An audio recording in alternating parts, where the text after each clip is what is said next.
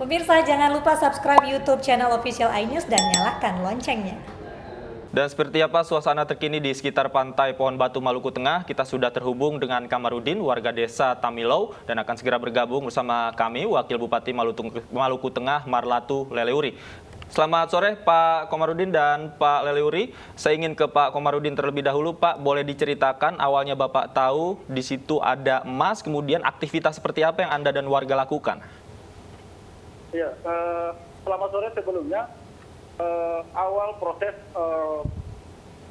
gemparnya itu terkait dengan adanya material emas di pesisir pantai Pohon Batu Negeri Tamilau ini berangkat dari 2 hari yang lalu ketika 2 masyarakat yang berasal dari Negeri Tamilau mencoba untuk mendulang material pasir yang ada di bantaran laut di pesisir pantai. Kemudian setelah dari hasil penyulingan yang memakai alat yang sederhana itu, mereka menemukan material emas. Nah, setelah dari pasca itu, kemudian berbondong-bondong masyarakat menuju ke pantai untuk melakukan penyulingan emas dengan memakai alat-alat yang seadanya, memakai wajan, memakai skop, dan lain sebagainya.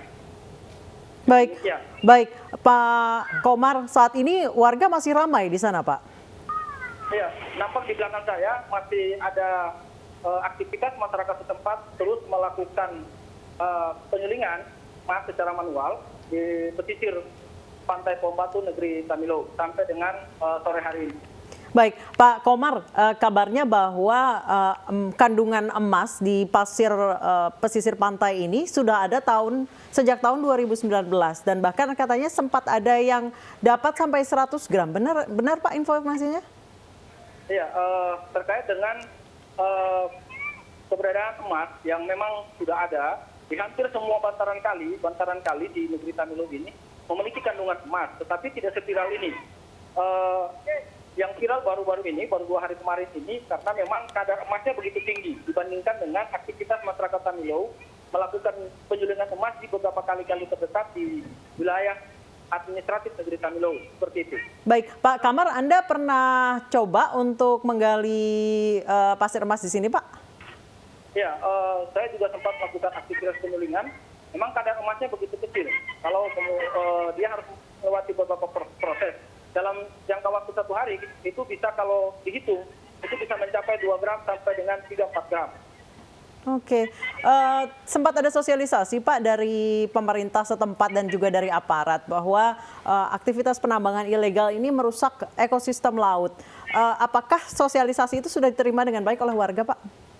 Ya, kemarin itu dari pihak camat setempat, Camat Amahai, kemudian ada juga dari Kapolsek, kemudian ada juga dari Koramil, dan barusan juga Kapolres, ada juga dari Badan Minerba juga turun melakukan sosialisasi lingkungan terhadap aktivitas warga yang sudah selama kurun waktu 3 hari ini di lokasi pesisir pantai.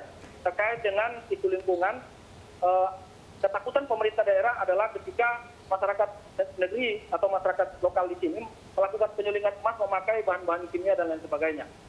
Kemudian ketakutan lain adalah persoalan abrasi. Nah, sementara aktivitas yang terjadi di sini, masyarakat tidak melakukan aktivitas dengan mempergunakan bahan-bahan kimia.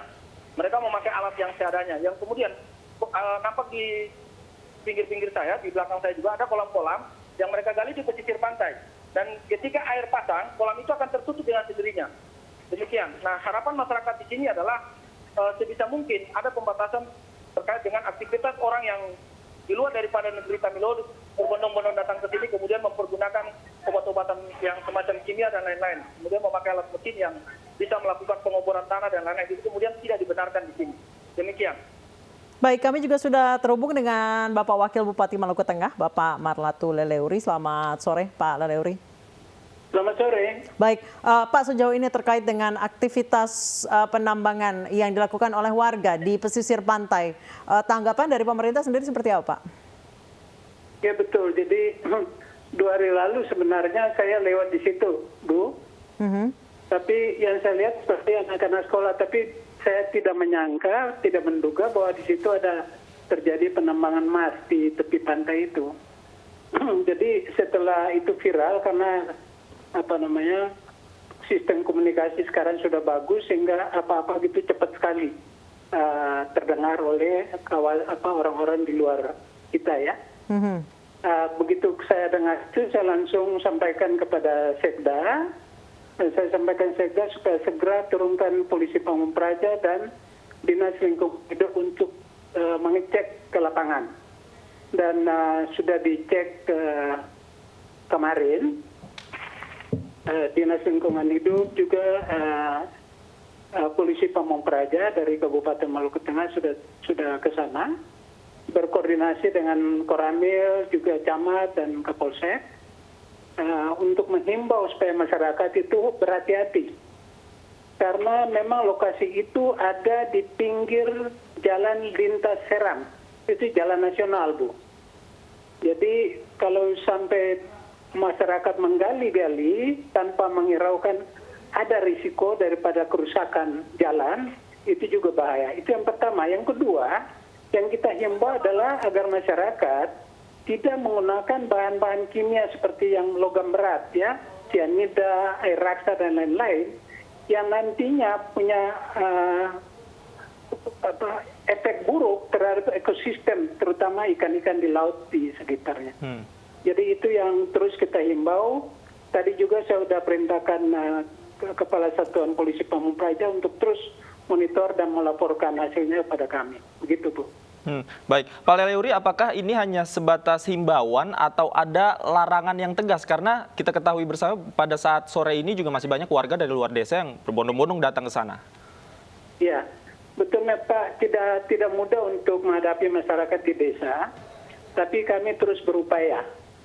Karena begini, dari sisi aturan, pertambangan itu sudah tidak ada lagi di kabupaten, Pak. Itu sudah ditarik ke provinsi.